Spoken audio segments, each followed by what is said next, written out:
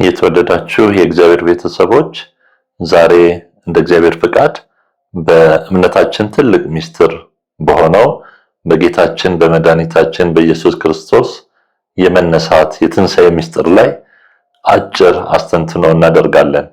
ለዚህም ደግሞ ወደ እውነትና ጽድቅ የሚያደርስ የእግዚአብሔር መንፈስ ከሁላችን ጋር ይሁን። የጌታችን የመድኃኒታችን የኢየሱስ ክርስቶስ የትንሣኤ ምስጢር የክርስትና መሰረታችን ነው። ዛሬ በዓለም ላይ ላለነው ከቢሊየን በላይ ለሆንን ክርስቲያኖች ብቻ ሳይሆን በ2000 ዓመታት ሙሉ ለነበሩት እንዲሁም ደግሞ ወደፊት ለሚኖሩትም ክርስቲያኖች ሁሉ መሰረት የሆነ እውነታ ነው። በክርስቶስ ትንሣኤ ላይ ያልተመረኮዘ ክርስትና ሊኖር አይችልም። ስለዚህም እንደ እምነት ብቻ ሳይሆን እንደ ግል ሕይወትም እንደ አንድ ክርስቲያን የግል ሕይወትም በክርስቶስ ላይ ያልተመረኮዘ እምነት የመዳን ምስጢር አይሆንልንም። እናም ቅዱስ ጳውሎስ በሮሜ መልእክቱ ላይ በምዕራፍ 10 ቁጥር 9 ላይ ጌታ ኢየሱስ ክርስቶስን ጌታ መሆኑን በአፍህ ብትመሰክር በልብህም ደግሞ እግዚአብሔር እንዳስነሳው ብታምን ትድናለህ ይላል። ስለዚህ የመዳናችን ምስጢር የሆነ እውነታ ነው የክርስቶስ ትንሣኤ። ይህንን የክርስቶስ ትንሣኤ ስናስተነትን በመጀመሪያ ደረጃ ከመነሳቱ በፊት የነበረው እውነት የመነሳቱ ምክንያት እንደሆነም እናውቃለን።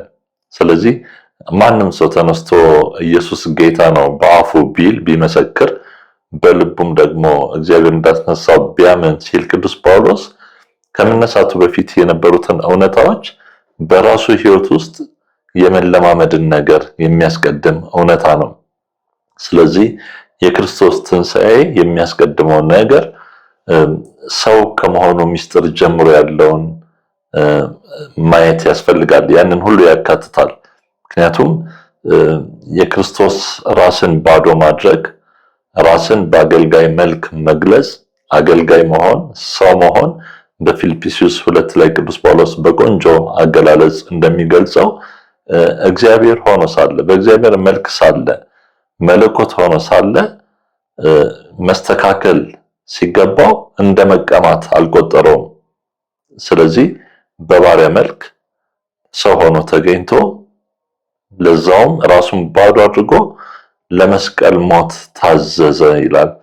እናም ይህ ባዶ የመሆን ምስጢር የሚገርም ነው። ትንሣኤው ትልቅ የሚገርም የማይደቀም አቻ የሌለው ብቸኛ የሰው ልጅ ታሪክ ሆኖ ሳለ የታሪካችን ክፍል ሆኖ ሳለ እቺ ዓለም ያስተናገደችው ልዩ ታሪክ ሆኖ ሳለ ነገር ግን ከትንሣኤው ቀድሞ የሆነው ደግሞ የክርስቶስ ሰው መሆን፣ ስጋን መሆን፣ እኛን መሆን ጥልቅ ምስጢርና እንዲሁ ደግሞ በትንሣኤው ልክ የሚያስገርመን እውነታ ነው። ስለዚህ የክርስቶስ ትንሣኤን የክርስቶስ ሰው መሆን ምስጢር ቀድሞታል። ይሄ ደግሞ ማንኛውም ክርስቲያን ዛሬ ላይ መጥቶ ክርስቶስ ከሙታን መነሳቱን አምናለሁ ለማለት እና በአፉ ለመመስከር የኢየሱስን ጌታነት ለመመስከር ሲሄድ ሊዘለው የማይገባ ምስጢር ነው። ኢየሱስ ክርስቶስ ሰው ሆኗል። ይህ ሰው መሆን ለኛ የማዳን ክፍል የምስራች እንደሆነ ብስራት እንደሆነ መልካም ዜና እንደሆነ ደግሞ በሉቃስ ወንጌል ላይ በወንጌል ላይ የምናነባው እውነታ ነው። አዳኝ ተወልዶላቸዋል። አዳኝነቱ ራስን ባዶ በማድረግ ሂደት በትንሣኤ የተከናወነ እንደሆነ እናያለን። ስለዚህ እንደ ክርስቲያን ሕይወት ትንሣኤን ስናከብር ይህን ምስጢር በጥልቅ ማሰብ ያስፈልገናል። ክርስቶስ በእግዚአብሔርነቱ በመለኮትነቱ ከአባቱ ጋር እኩል መሆን ሲችል፣ ከመንፈስ ቅዱስ ጋር እኩል መሆን ሲችል ሰው የመሆንን ኃላፊነት የወሰደው ስለኛ ፍቅር እንደሆነ ሊገባን ግድ ይላል። ይሄ ትልቁ እውነታ ነው። ምክንያቱም ክርስቶስ ከእግዚአብሔር አብ ከአባቱ ጋር የነበረውን መስተካከል እንዲሁም ደግሞ ከእግዚአብሔር መንፈስ ቅዱስ ጋር የነበረውን መስተካከል ስለኛ ሲል ሰው በመሆን ፍቅር ገለጸው። ያንን መስተካከል እንደተቀማ ሳይቆጥረው ሰው ሆነልን። ይሄ ለእያንዳንዳችን የተደረገ ነገር እንደሆነ የምናስበው ጥልቅ እውነታ ነው። በዚህ ላይ ተመርኩዘን ነው የትንሣኤው እውነታ የምናከብረው። ክብርም ሊሆንልን የሚገባው የሚችለውም እኛም በዚሁ መንገድ የምናልፍበትን እውነት በሕይወታችን ለመክፈል ወይ ደግሞ ለመኖር ስንዘጋጅ ነው። ምክንያቱም ክርስቶስ ማንም ሊከተለኝ የሚወድ ቢኖር መስቀሌን ተሸክሞ ይከተለኝ ይላል። መስቀሉን ይሸከም ራሱን ይካድ ይላል። ስለዚህ ይሄ የባዶነት ሚስጥር ራሱን ባዶ አደረገው የሚለው ሚስጥር ለሰው ልጅ አእምሮ የሚከብድ ሆኖ እናገኘዋለን። ልክ የትንሣኤው ሚስጥር ለአእምሯችን ግርም እንደሚለን ሁሉ ሰው የመሆኑ ሚስጥር የሚገርም ሆኖ እናገኘዋለን። ስለዚህም ብዙ የቤተክርስቲያን ትምህርትን የሚተነትኑ በዘመናት ሰዎች የተለያየ ትርጉም ሲሰጡት እናገኛለን። ይህ ባዶ መሆን በተለያየ መልክ እንደነበረ ለመግለጽ ሲሞክሩ እናያለን። ለአእምሯቸው እንዲገባ ለማድረግ ሲሞክሩ እናያለን። ሊያስረዱም ሲሞክሩ እናያለን። በዛም መሃል ብዙ የስህተት ትምህርቶችም የመነሳት እድል ነበራቸው። ስለዚህ ለኛ የክርስቶስ ትንሣኤ የቀደማቸው ነገሮች ሁሉ ልናጎላቸው ልናስተነትናቸው ይገባል። ክርስቶስ ሰው መሆንን ሲመርጥ ሰው መሆን የመረጠበት የህብረተሰብ ክፍል ዝቅተኛው የህብረተሰብ ክፍል ነው። በችግር ያለ ለሱ የሚመች አይነት የቤተሰብ ክፍል አይነት አይደለም። እንደ ሰው ካየ ነው በቁሳዊ ነገር የተደራጀ በህዝብ ውስጥ በአንቱታ የሚኖሩ ከፍ ካሉ የህብረተሰብ መደብ ውስጥ ክፍል ውስጥ የነበሩ አይደሉም። ዝቅ ካለው የህብረተሰብ ክፍል ውስጥ ይወለዳል። ራሱን በስደት የሚለማመድበት ወይ ደግሞ በስደት የሚኖርበትን የህይወት አቅጣጫ የመረጠ አምላክ ሆኖ እናገኛለን። የእንጨት ጸራቢው ልጅ እየተባለ የሚጠራበትን አይነት ህይወት የመረጠ ሆኖ እናገኘዋለን። የመጣበትን መንደር ስናይ እዚህ ግብ የማትባል መንደር ሆና እናገኛታለን፣ ቤተልሔም። ስለዚህ ሁሉ ነገሩን ስናይ ክርስቶስ ቀድሞ የወረደው ዝቅ የማለት እውነታ፣ ራሱን ባዶ የማድረግ እውነታ ለትንሣኤው ክብር እንዳዘጋጀውም ማየት እንችላለን። ራሱን ዝቅ ባደረገ መጠን እግዚአብሔር አብ ከፍ አደረገው። ስለዚህ እኛም ክርስትናችን መሬት የሚነካ መሆን አለበት። የተንጠለጠለ አይደለም። መውረድ የሚችለውን ያህል መውረድ አለበት። ስጋ መልበስ አለበት። ዝቅታን መፍራት የለብንም። ክርስቶስን ላለመተላለፍ ክርስቶስን ለማግኘት ስንመርጥ የዝቅታውን መንገድ መምረጥ አለብን። ዝቅ ባልን መጠን ክርስቶስን የማግኘት እድላችን ብዙ ነው። ስለዚህ ይህ ዝቅ ማለት ትህትና መገለጫው ነው። ይቅርታ መገለጫው ነው። ሌሎችን ማስቀደም መገለጫው ነው። ይሄ ነው እንግዲህ የክብርን ሕይወት የሚያስከትለው። ትንሣኤ የመጣው ራሱን ባዶ አደረገ የተባለለት ክርስቶስን ነው። ትንሣኤ የሚለውም ቃል የሚገልጸው ያንኑ ክርስቶስ ነው። በባሪያ መልክ ሰው ሆኖ በመገኘት መለኮትነትን መተካከል እንደ መቀማት ሳይቆጥር በባሪያ መልክ የተገለጸ ክርስቶስ እንደገና በተወለደበት ህብረተሰብ ውስጥ ዝቅተኛ የሆነውን መደብ የመረጠ አምላክ እንደ ህዝብ አገልግሎትን ሲጀምር የመረጣቸውን ስናይ በሰው ዳርቻ በማህበረሰብ ዳርቻ ሊባሉ የሚችሉ እንደ ውልብታ የሚቆጠሩ የኔቢጤዎች ጋር ሲነካካ ዳሶ ሲፈውስ እንዲሁም ደግሞ አብሮ ማዕድ ሲቀመጥ በከተማ አሉ የተባሉ ነውረኞች ኃጢአተኞችን ይቅር የሚል አምላክ፣ ሌሎች የሚጸየፋቸውን ሰዎች የሚቀርብ አምላክ፣ ሌሎች የሸሻቸውን ነፍሳት ሄዶ የሚያገኝ አምላክ፣ በዚህ ደረጃ ራሱን ዝቅ ያደረገ አምላክ፣ የዚህ አይነት አምላክ አምላኪዎች ነን፣ ተከታዮች ነን። ስማችን ይሄ ነው። ክርስቶስ እሱ ነው። እኛ ክርስቶሳውያን ክርስቲያኖች ነን። ስለዚህ ሊሆንልን ያለውን ክብር ስናስብ ዘሎ መዳን የለም። ራሱ ይላል መስቀልን ተሸክሞ ይከተለኝ፣ ራሱን ይካድ እንዳልነው ይሄንን ነገር በህይወቱ ያልተለማመደ ክርስትና እኔ ከአንዱ በልጣለሁ አይነት ህይወት ውስጥ የገባ ክርስትና የሽቅድድም የሆነ ክርስትና ከየትኛው ክርስቶስ ጋር ነው የሚስማማው? ከክርስቶስ ጋር የሚተላለፍ አይነት ክርስትና እንዳይሆንብን። ስለዚህ እንደ ግላችን ያንን እንመረምራለን። ትንሣኤን ስናከብር ይሄ ባዶነቱን በህይወታችን ቦታ ሰጥተነዋል ወይ? አክብረነዋል ወይ? ስለዚህ ራሱን ዝቅ ያደረገ የሚገርመውን ነገር ትተን ትንሣኤን ማክበር ጎዶሎ ነው፣ የማይሆን ነው። ስለዚህ በልብህ እግዚአብሔር እንዳስነሳው ብታምን የሚለው መጀመሪያ የሆነውን ሂደት ሁሉ የሚቀበል ልብ ሲኖረን ነው። ያንን ደግሞ ለመለማመድ ለመኖር የሚፈቅድ ልብ ሲኖረን ነው። እንግዲህ ይሄንን እውነት ይዘን ነው እንደ ቅዱስ ጳውሎስ ክርስቶስ ካልተነሳ እምነታችን ከንቱ ነው ልንል የምንችለው። ምክንያቱም ክርስቶስ የተወለደ አምላክ ነው፣ የኖረ አምላክ ነው፣ የተገለጠ አምላክ ነው፣ መንገዱን ከኛ ጋር ያደረገ አምላክ ነው። ይህ ከኛ ጋር የሆነ አምላክ ሞቶ አልቀረም፣ ተነስቷል የምንለው ነገር እውነት ካልሆነ ዋጋ የለውም እምነታችን፣ ስብከታችንም ከንቱ ነው፣ ምስክርነታችንም የሐሰት ምስክርነት ነው እያለ ከሰው ሁሉ ሊታዘንልን የሚገባ ሰዎች ነን፣ ሞኞች ነን እያለ ክርስቶስ ካልተነሳ ሁሉ ነገር ባዶ እንደሚሆን ይገልጻል። ስለዚህ ይሄ የክርስቶስን ባዶነት የማስተንተን ጥቅሙ ዕለታዊ ህይወታችንን እርሱን እንድንመስል የሚያግዙንን ነጥቦች እንዳንስት ነው፣ እንዳናጣ ነው። ለኛ ያደረገው ይሄ የባዶነት ሂደት የመጨረሻ መገለጫ የሚሆነው ቅዱስ መስቀሉ ነው። ቅዱስ መስቀል ላይ የከፈለው ዋጋ የዛ ሁሉ ሂደት መገለጫ ሆኖ እናገኘዋለን። ለዚህም ነው ደግሞ ይሄን ሁሉ የኖረውን ህይወት በመስቀል ላይ ተፈጸመ ያለው።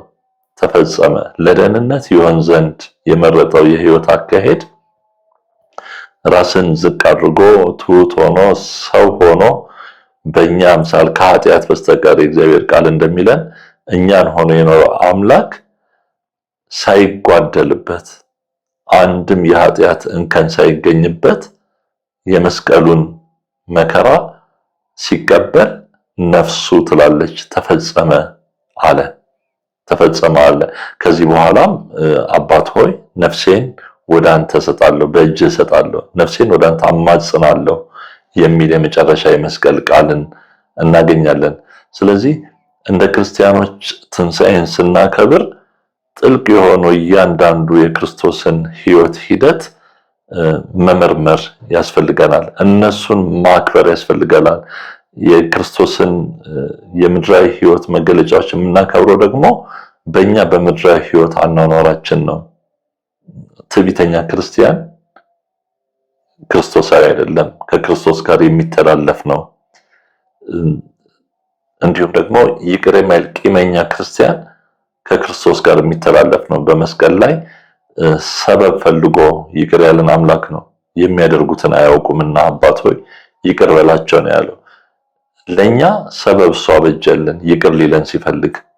ስለዚህ እኛ ደግሞ ሰበብ ፈልገን ለቂም የምንሮጥ ለበቀል የምንሮጥ እንደ ግልም እንደ ህዝብም እንደዚህ አይነት ክርስትና ከሆነ ህይወታችን መገለጫችን ትንሣኤን ማክበር መሰረት የሌለው ማክበር ነው የሚሆንብን። ስለዚህ እንደ ግል በነፍሳችን ውስጥ ይህንን እንይ። ሰበብ ፈልገን ይቅር የምንል፣ ሰበብ ፈልገን ትሑት የምንሆን፣ ሰበባችን ክርስቶስ ነው። ሰበባችን ስማችን ነው፣ ክርስቲያን መሆናችን ነው። ስለዚህ የክርስቶስ ትንሣኤ ክብር በአኗኗራችን ነው የሚገለጸው። እናም ይህንን እውነት ነው ቅዱስ ጳውሎስ የሚመካበት። እንደዚህ ሲሆን ሞት ኃይል የለውም። እንደዚህ ሲሆን ደካማነት ኃይል የለውም። ከኃጢአት የመነሳት ጉልበት ይኖረናል። ከድካም አኗኗር መበረታትን እናገኛለን። ሞት ሆይ መውጊያ የት አለ? ሞት ሆይ ድል መንሳት የት አለ? የሚለው ቅዱስ ጳውሎስ የክርስቶስን ማንነት በሕይወቱ ለመኖር ስለሞከረ ነው።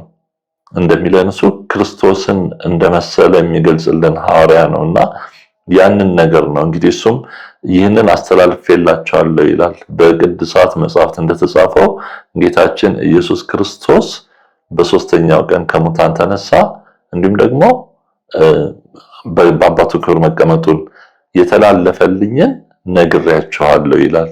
ሕያው ነው ትንሣኤው። ሕያው እንደሆነ ደግሞ እሱ ይናገራል። መጀመሪያ ለኬፋ ተገለጸ፣ ቀጥሎም ለደቀ መዛሙርቱ ለ12ቱ ተገለጸ፣ ለሐዋርያቱ። ከዚያም በአንድ ጊዜ ከ500 በላይ ለሚበልጡ ሰዎች ክርስቶስ ታየ። ከሞቱ በኋላ ከ500 በላይ ለሚበልጡ ሰዎች በአንድ ጊዜ ታየ፣ ለያዕቆብ፣ በመጨረሻም እንደ ጭንጋፍ ለሆንኩት ለኔ ይላል ቅዱስ ጳውሎስና ይህንን ሲል ትንሣኤ የአንድ ትውልድ ብቻ አይደለም፣ አመለጠኝ የምንለው አይደለም፣ የኛም መሆኑን ተቀበልኩኝ ይላል ቅዱስ ጳውሎስ፣ እኔም አስተላለፍኩላችሁ ይላል።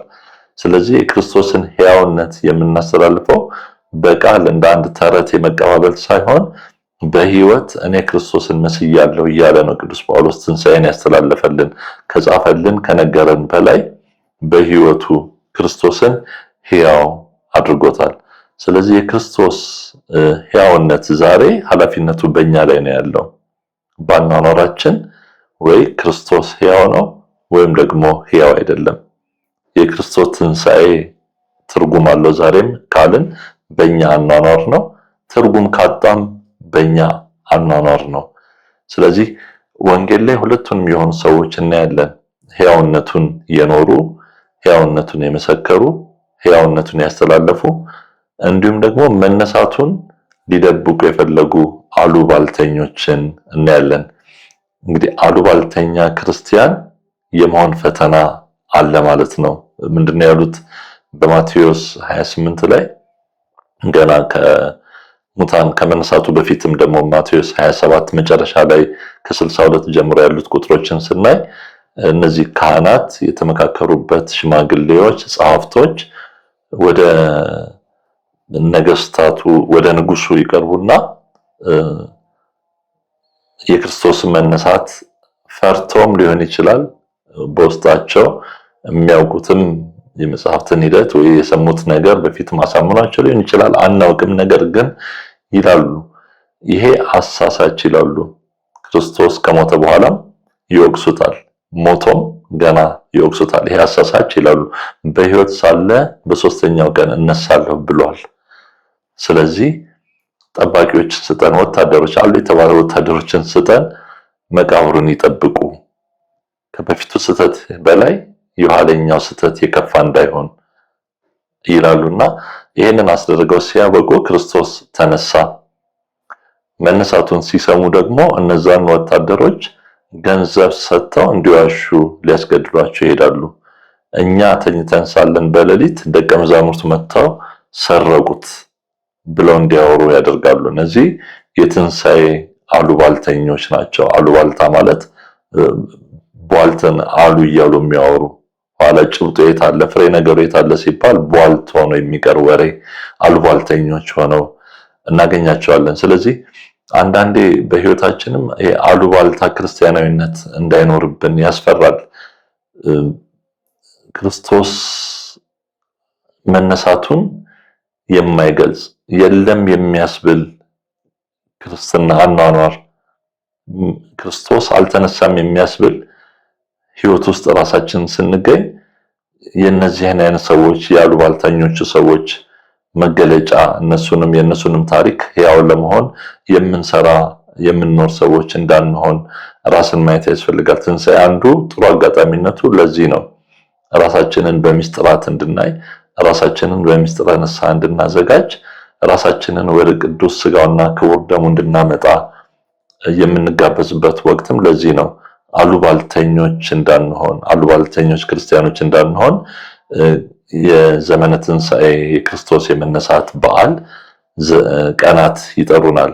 ስለዚህ ይህንን ነገርም የሚያሳየን ወንጌል ነውና ክርስቲያንም ሆነን በተቃራኒው እንዳንሆን ሕያው ክርስቶስን እንድንኖር እንጠራለን።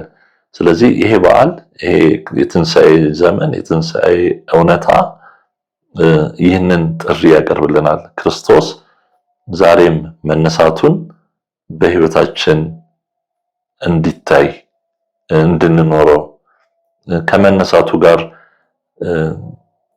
የሚቃረኑ ነገሮችን እንድናስወግድ የመስቀሉን ይቅርታ በህይወታችን ዛሬም እኛ እንድናንጸባርቀው የይቅርታ ሰዎች እንድንሆን ከመወለዱ ጀምሮ የነበረውን ትህትና ራስን ባዶ የማድረግ ሂደት ትሁታን በመሆን እንድንገልጸው እስከ ሞት ድረስ ታጋሽ የሆነ አምላክ ለዓላማው ሲል ታጋሽ የሆነ አምላክ ለክርስቶስ ብለን የምንታገስበትን ምስጢር እንድንለማመድ ሰዎችን እግዚአብሔር ይሰጠናል በህይወታችን ውስጥና ይህንን ክርስቶሳዊነት እንድንኖረው የትንሣኤ መልእክት ይጋብዘናል።